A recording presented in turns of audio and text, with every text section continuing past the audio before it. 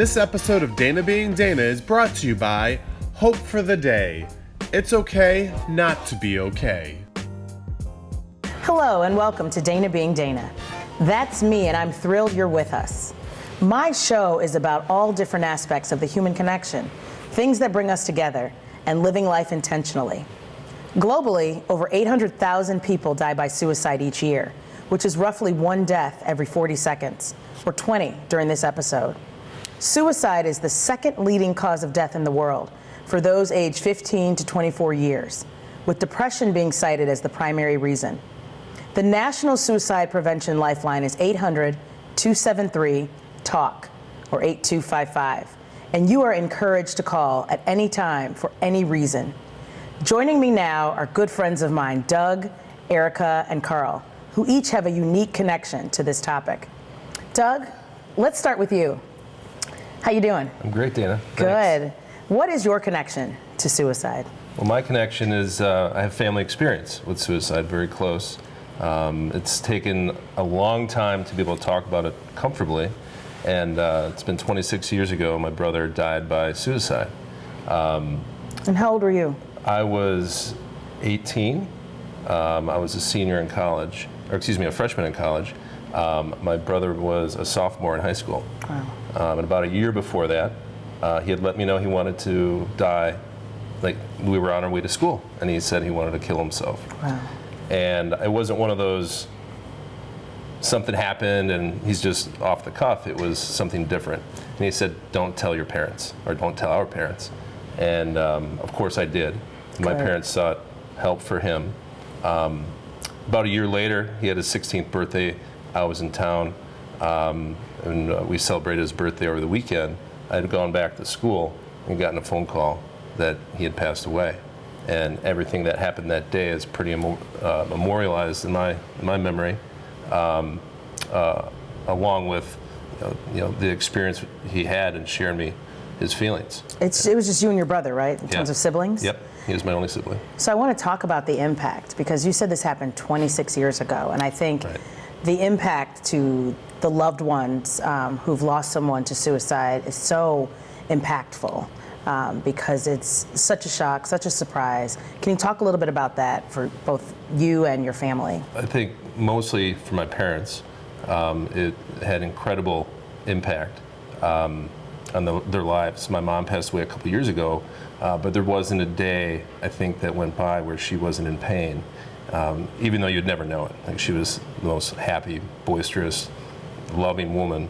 But it had impact on the rest of my family as well. My dad experienced some mental health challenges himself, and a couple years after my brother died, he couldn't be an engineer anymore, and he didn't continue working. So financially, that had a big impact on our family, and then certainly the relationships we had as well. It took a long time to be able to talk about it, where it wasn't a painful scenario. Erica, what is the first step to recovery? It depends on where you are in your cycle of illness. For me, the first step was understanding what were my triggers, and then from there understanding how to kind of catch them before they really hit home and took over. So understanding what mental illness is, understanding what depression even means. When I was diagnosed, I knew no one in my circle or family who had struggled with any type of mental health challenge, or rather, should I say, have been diagnosed, because now I understand that several people have different challenges. So recognizing it for what it was, being able to educate myself around it, and then acquiring all the tools and resources to ensure that I'm always living a life of wellness. And if not, I know exactly where to go to fix that. A life of wellness. I love that. I think the statistics around suicide are startling. And I remember growing up thinking that suicide was a white issue. Right. A lot of minorities think that it's just white people who commit suicide, and that's actually not true. Right. Self-reported suicide attempts for Black adolescents rose by 73% between 1991 to 2017. 73%. That's right. In comparison, self-reported suicide attempts for white adolescents fell by 7.5 over the same period. Suicide rates among black girls ages 13 to 19 nearly doubled from 2001 to 2017. For black boys in the same age group over the same period, rates rose 60% to become the highest suicide rate among any other racial or ethnic group. Carl, you are from Hope for the Day. I love what you all are doing. Can you tell us about Hope for the Day? Yes, well, Hope for the Day is a nonprofit. We're based out of Chicago, established in 2011 by someone named Johnny Boucher, who started the organization after the suicide completion of his mentor, Mike Scanlon. And I joined in 2013. I'm a suicide survivor multiple times myself, and together, Johnny and I built an organization that is doing something we call proactive suicide prevention. And the goal here is to start the conversation on mental health before it adversely impacts our lives. And we do that through outreach and mental health education programs. So you'd say suicide is a preventable mental health crisis? Yes, we believe it can be. The goal is to sort of break this sort of silence. We have this kind of culture of concealment. And when people talk about stigma, that sounds like a buzzword, but really it's just the things that make us not talk about mental health in day-to-day lives, whether that's culturally or socially, fears of judgment, shame, etc. I love the tagline, it's okay not to be okay. Hope for the Day is doing incredible work in this space. Can you tell us specifically what is proactive suicide prevention? Our goal is to get people to learn how to start conversations on their mental health and support others to start conversations at the earliest signs and symptoms of mental health challenges, not wait to crisis stage. A lot of our education and traditional approaches to suicide prevention are focused on basically the signs and symptoms when people can't hide their mental health challenges anymore, and we want to normalize the conversation so that when people start to recognize, learn signs and symptoms, to recognize at the earliest stages, they start to reach out for support before it escalates to a crisis stage. You want to normalize the conversation. I love that. I think that's so important. So tell us about Sip of Hope. So, if our whole culture is about sort of wanting to disrupt the highest risk factors for suicide, Sip of Hope is this social enterprise that's based in Logan Square neighborhood of Chicago. That's like the full realization of proactive suicide prevention. It's a coffee shop. It serves dark matter coffee. And we're in a space where you walk in and mental health is normalized from the second you walk in, from resources right in front to the languaging on the board to a great barista staff who's trained in both mental health, first aid type education, and how to be sensitive to having conversations. And it's really a community space where we want people to feel like they belong, and it doesn't matter from what intersection you're coming from in the community. So all of the baristas are first aid certified and mental health care certified. So mental health first aid would be the certification level, and then we're trying to always provide education so that they learn how to have conversations, because not everyone fits the same brand. And Sip of Hope, while 100% of the net proceeds go to support Hope for the Day's work, it's also a place where you walk into that store and you can take the resources and have conversations there, but you can also take them with you out of that shop into your own community spaces. Yeah. Doug, I think it was so courageous of your brother to reach out and to tell you, how he was feeling, and I think your family responded well by getting him services and getting him the support that he needed. Oftentimes, particularly young people, are afraid to reach out. They're afraid to say something. There were some statistics I saw where it said veterans, like a third of veterans have suicide ideation. Why are people so afraid to reach out, to say something, to take actions that could save their life? Well, I talked about stigma, and again, that sounds like a buzzword, but the fact is that the quickest way to explain it to someone is that for the longest time, centuries, millennia, whatever, we've been led to believe that our thoughts, feelings, and emotions, our mental health, was something that's 100% our control. So that if your life is disrupted by things that could have a genetic basis, or you are traumatized, it's some failing on your part. And that's passed down. So the personal shame, we stay silent, but this is also passed down culturally, ethnically, just as a point of social, where you are as a man or woman. All of it makes us feel like we're not supposed to talk about it, that we should feel ashamed, and that's sort of what compels it. And it takes different shapes, whether it's being African American or being wealthy or being an executive or being a parent or student or child. There's also all different reasons, but it boils down to just feeling you're not supposed to talk about these things. And a lot of time we don't even have the language to have the conversation. language. I mean, literally, it's like if someone is speaking Spanish to me and I don't know Spanish, I can't communicate with you. And so one of the big things that that I try to do when I speak around the country is to just begin to educate folks. This is what depression is. This is what it looks like, signs, symptoms, treatment options, so that people can then begin to identify, oh, that's me or my sister or my cousin or my grandmother. And then we give them the avenues to the resources so that they can get the intervention that they need. It's so much more common than people realize. Oh, man. Well, I Oh, think man. from a family perspective too, there's a sense of shame, right? Like Right. you should have known something or done something Yeah. about that. And that's the really hard part to deal with Yeah. as a parent or a sibling or anyone that's close to someone who dies by suicide Yeah. is, how did I not know? Right. And it's really hard to get past that. Right. I didn't tell anyone either. I mean, your brother, he reached out to you. That's Yeah. huge. That's epic. Yeah. I didn't tell anyone. It wasn't until I tried to drive my car off of a cliff behind Stanford's campus that my friend said, okay, wait, this is a serious issue. There's something going on that she's not sharing. And so they intervened. And then my mom flew across the country and brought me home, and we began the work that's taken, I don't know, roughly 30 plus years. But I was too afraid. I was terrified. What are people going to think of me? But bigger than that, which is something that a lot of people don't understand, is what does that mean that I now think of myself? Because for forever I've been this prized kid in the family, and to say that not only am I hearing voices, but that I want to kill myself, and the voices are telling me to do that, how do you wrap your brain around that? How does my family do that? But then beyond that, how does the world look at me that then causes me to look at myself like I am what we call the C word, that I'm officially now crazy? Right.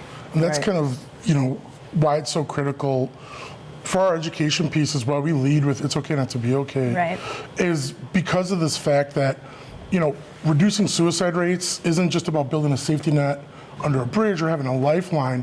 It's being able to learn how to start a conversation for yourself that's not just silencing you. And that can't be done with just a commercial or just a big, billboard. It's something that has to go house to house, family to family, peer to peer. And it's something that, through our education work and even through things like what Erica does, it's kind of designed to give people the tools to learn, okay, fine, maybe I have something wrong, but there's people you can trust out there. That's right. And if you can just get that into your head, it's okay not to be okay, that makes it easier for someone to speak out, whether it's if you feel like your domestic situation is in safe space, maybe it's an academic situation. Maybe it is calling a service, that's displaced because it's not easy to talk to someone in your community because it's still stigmatized. In other countries, suicide rates have fallen while they've increased in the U.S. Why do you think that is? Well, one thing I would like to say is that if you don't have the language, you don't have the education, you can't reach out for help, first of all. But then there has to be a lifeline on the other end of that. And so often within urban communities, inner city, underprivileged, underserved communities, the resources are being snatched away as fast as you can take your next breath. And so if I'm in distress and you tell me that I have to get on 3 buses and then take 2 trains to get to the nearest mental health facility where I can actively begin to get help, I'm going to look at you like you have 2 heads. I'm going to be completely transparent right now. If I'm in distress and it's a struggle for me to get out of the bed, much less take a shower, I'm not going to do all of that. And within our communities, the resources are dwindling at a ridiculously fast speed. And it is scary because if I begin to say, okay, thank you for the education, now I want to go get the help, and it's not available to me within a reasonable way, then I'm not going to do it. And that's just the reality of it. And then the other side of that, a lot of the children that I deal with are traumatized, and they've been traumatized since they were young. And they don't even know what the word trauma means. And so that's generally a predecessor of some sort of mental health challenge. If it's post-traumatic stress syndrome or just depression, anxiety, all of these things, and these children don't get the intervention that they need, and then they turn into functioning adults that are still very sick, and then they perpetuate the cycle. So it's a matter of catching it when they're young, and we're talking about the same thing. We're talking about intervention and education so that it can be preventable for generations that come after them. Yeah, and it's, with different countries, the variance between different countries and whatnot, it's really prioritization. We don't prioritize mental health economically, different levels, but even across the board, whether you're affluent or impoverished, We do not, as a social policy and institutional policy, prioritize mental health when it impacts every single nuance of our living lives. Every single nuance. Every bit. I mean, It's true. I'm not a fan of just people saying, well, the economic impact of mental health is. But the fact is how can you be a productive laborer? How can you be a productive student? How can you be a productive parent, son, child? Take any role that you have to take on in society. Right. If your mental health creates an obstacle that makes it impossible for you to function on a day-to-day basis, that's everything. That's Very much so. Everything. And So- educating the family is a big part of that. But once they do that, then we have to have insurance to pay for it. I mean, there's so many variables in this equation toward wellness that you can't just touch on one. There are several. And our country, unfortunately, is behind the 8 ball. It's okay not to be okay. We're going to take a quick break, and we'll be right back. Thank you.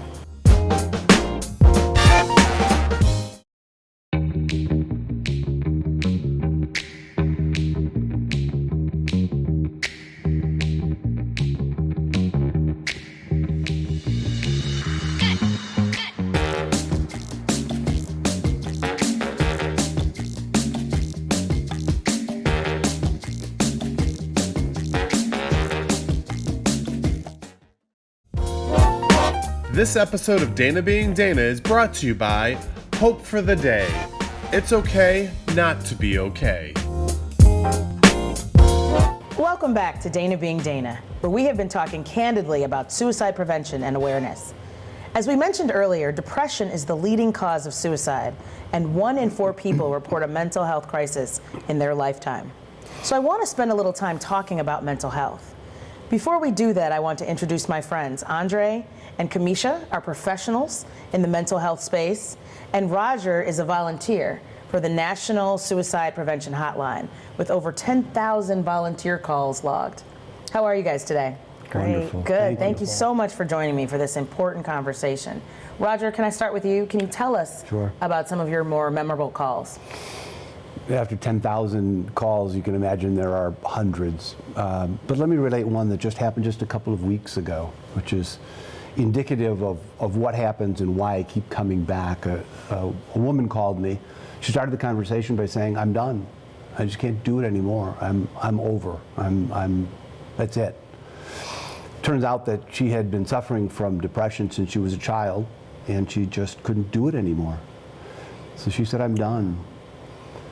We talked for a few minutes, and I said, "I'm struggling to find words that would help you make the decision to go on." And we talked some more. She told me her counselor told her that every person has a purpose, and she said, "You need to find your purpose." And the caller said to me, "I'm not sure that's true." I said to her, I said, "I don't know if that's true either, but here's what I do believe. I believe that each one of us gets up every morning and we have the ability to nudge the world in a small direction, maybe hundreds of times every day by interactions and the things that we do." And I said, over the course of a lifetime, millions of ways in which we nudge the world.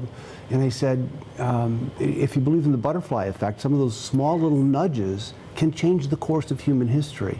And I said to her, I said, "We need you with your talents and abilities to be here to help us nudge the world." And she said to me, she said, "That was it." I said, "What do you mean that was it?" She said, "A few minutes ago, you said you were struggling to find the words to help me go on." She said, "That was it." Down the words. She said, "I was determined to go home tonight and self-harm." And she says, "Now I'm not." Oh, Roger, the work you do in this space is so incredibly important. I feel very lucky to be able to. Bless you, bless you. And you two both work in that space as professionals. What signs do you look for to determine whether or not someone may be suicidal, and what advice do you have? One of the things that I look for is hopelessness. If someone indicates that they don't feel like there's anything to live for, or if they're feeling like their situation just can't change, or if they're still experiencing severe depression, that's one of the things that I look out for, in addition to a social support system. If someone feels isolated or feel like there's no one there to support them, that could also be an indicator that they might feel like they want to take their lives. For me, I look for risky behavior. Sometimes when people engage in risky behavior where they put their lives at risk or others' lives at risk, that can indicate that, there is a sense of urgency there What are some examples of risky behavior? Risky behavior could be like someone who's engaged, like say in a gang or something, and they say that they don't care about living, and they continue to like perhaps catch, like, you know, get in trouble with the law, and they continue to escalate more and more and more their risky behavior, whether it's gun violence, whether it's you know, putting themselves in harm's way where there is a lot of gun violence that can indicate risky behavior. So that's one of the things I look for. I also look at changes in physical health behavior, like where someone is dressing a certain way, and they're individuals who are in their lives notice that there's an apparent change where they're looking disheveled and everything. That can indicate that there's some points of depression and everything that may lead to suicidal behavior or intention. I think just asking those questions about what's going on can impact the lives of many. And I think just any other behavior changes as well. It doesn't, not just clothes, but if you know someone well and suddenly their behavior is changing in some way, they're sleeping in differently, they're in a bad mood more frequently. I speak in a lot of high schools and I tell the students, look, if you see somebody in the hall who's just sad, it never hurts to just walk up and say, are you okay? Yeah. Sometimes that's enough. That's true. That's true. And on the flip side, there are highly functional people who appear or seemingly have good mental health. And so I want to stress the point, and we talked about this in the earlier segment, is that highly functioning doesn't necessarily equate good mental health. And I think sometimes people believe that although they may be troubled, that they're okay because they're accomplishing or they're doing or they're working or they're, you know, doing all the things that people do who don't have any mental health challenges. Can you spot when people are in denial about their mental health? And then what do you say to people who are in denial about their mental health? Well, I don't think you can necessarily spot someone just right off that's in denial. I think having real conversations with individuals and talking to them and seeing the choices that they're making Right. kind of sheds a light on what they're doing and can point a light on unhealthy behavior. I think it's so stigmatized, especially in the Black community, that mental health or seeking mental health is something bad. It's almost like taboo, and really destigmatizing is a way to reach people and help people get services that can be impactful in their lives as well. I would also say one of the things that I see, I provide services mostly to Black women, and feeling so stressed out.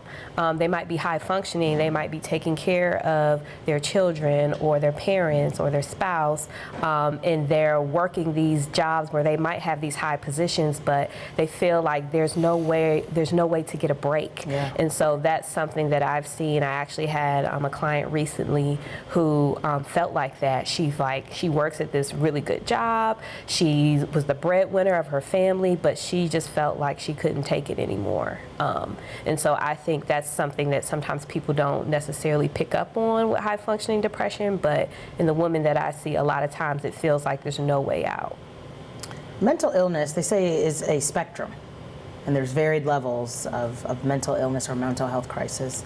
Do you agree with that statement? And if so, at what point does it become suicidal?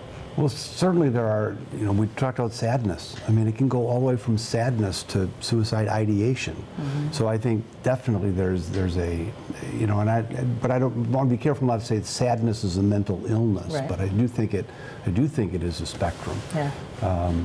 And at what point does it become suicidal? I think it probably differs a lot from person to person as to how much sadness, how much stress a person can take before they call us and say, I'm done. I just can't do this anymore.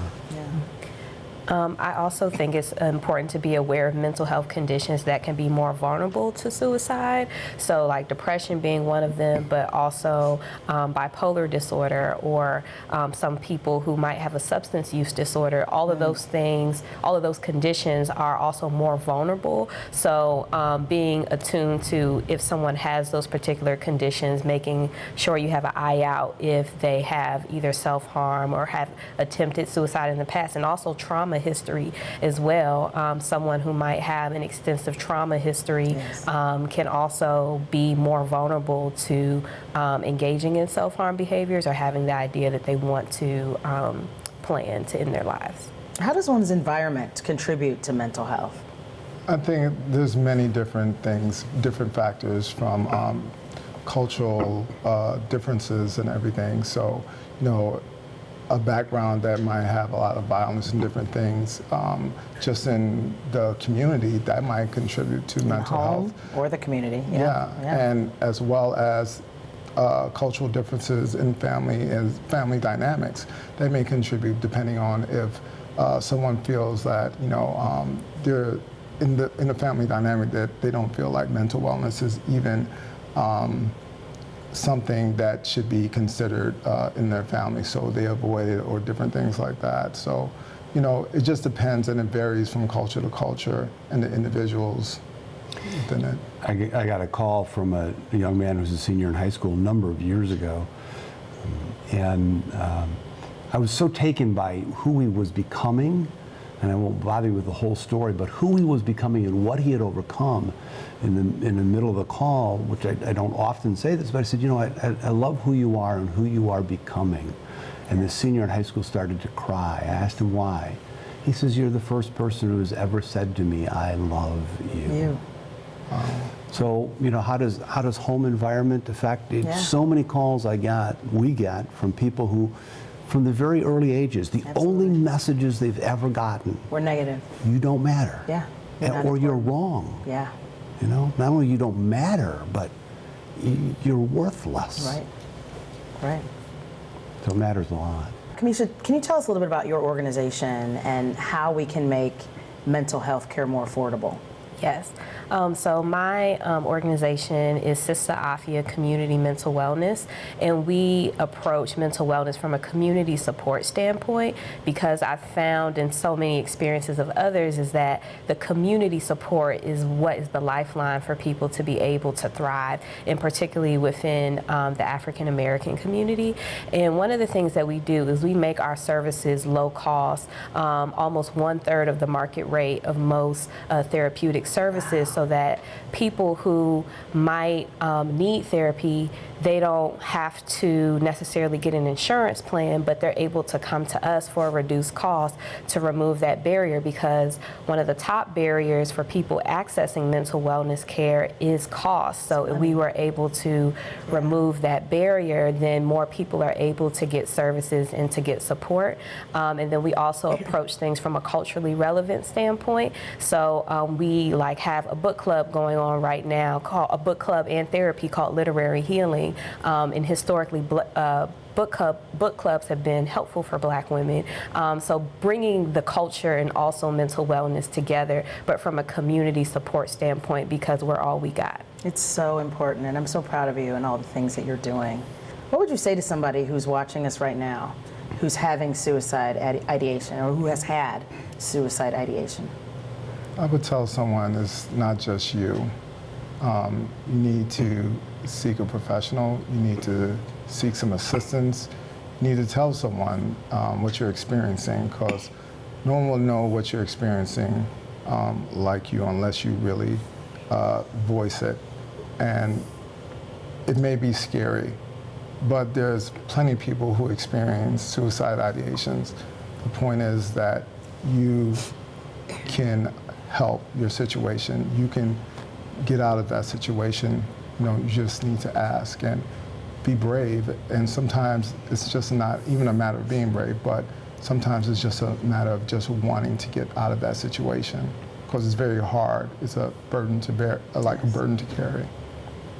I would say that your life is worth living, and that there is promise for you in the future and in the present, and that it's very scary right now, but there are resources such as suicide hotlines, counselors and organizations that can support you, and that your life matters and you deserve to live.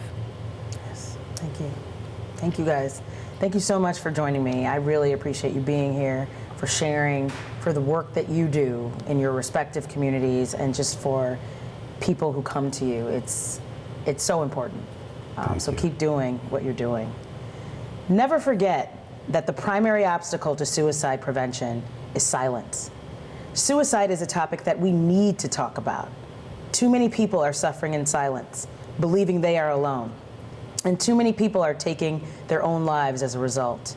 I am passionate about us checking on each other, having tough conversations, and showing up for each other in meaningful ways. This is proactive suicide prevention.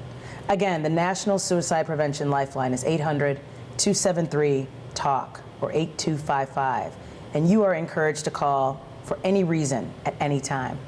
Thank you to all of my guests for joining me for such an important discussion that impacts us all. Hopefully you have been entertained, if not encouraged or inspired. I do not promise to be an expert, nor do I have all the answers. I'm just Dana, being Dana. See you next time.